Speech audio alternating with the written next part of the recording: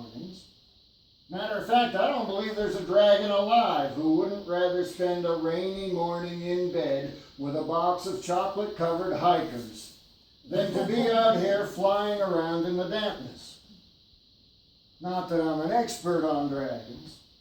I haven't seen a live one since that time back in the summer of '02, when a mean old 30-footer chased me halfway across the great empty desert. At one point, he got so close to catching me that I could smell the chocolate on his breath. Luckily, as I said, it was the summer of '02. I don't know if you remember that year or not. I was in great shape because I spent the whole summer doing all the things I ought to, like eating right and exercising.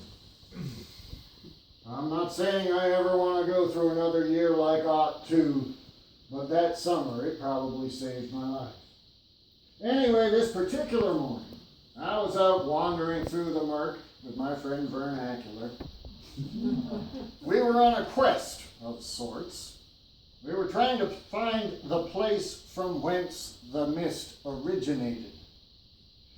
It was Vern's idea. He said the dewy air wasn't like any kind of mist or fog he'd ever seen before. Most mornings, he said, the mist is like walking through a cloud, or if it's really thick, it's like walking on the bottom of a lake.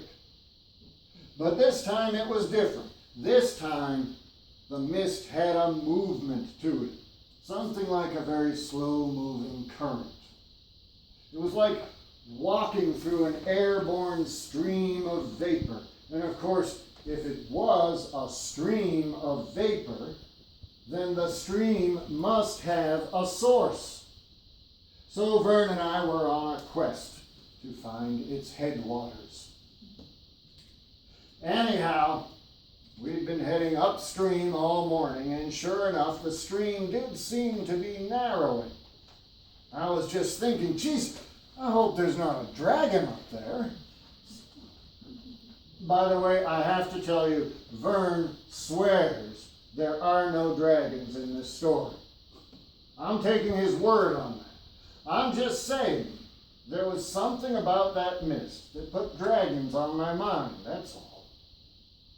So, I was just thinking, I hope there are no dragons up ahead, when out of the mist loomed a very large brick building that had more chimneys than a small town skyline. And wouldn't you know it, that's exactly where the mist was coming from. I mean, it poured out of those chimneys like the basement was on fire and the ground floor was full of water. Vern looked disappointed. He said, "Oh, I should have known." I said, "What's that?" He said, "It's a mystery." I said, "What's that?" He said, "It's a factory where they make mist." I didn't know there were any of those around here. I said, "You mean there's no dragons?" He said, "What is it with you and dragons? You've been yapping about them all morning." I said, "They've just been on my mind, that's all." He said, "Well, get them off your mind. Trust me, there are no dragons in this mystery." I said, "Are you sure?" He said, "Yes, I'm positive. Now let's go in there and solve this thing."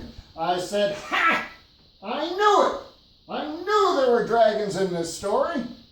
He said, "No, there aren't." I said, "Yes, there are, because you're not dragging me in there."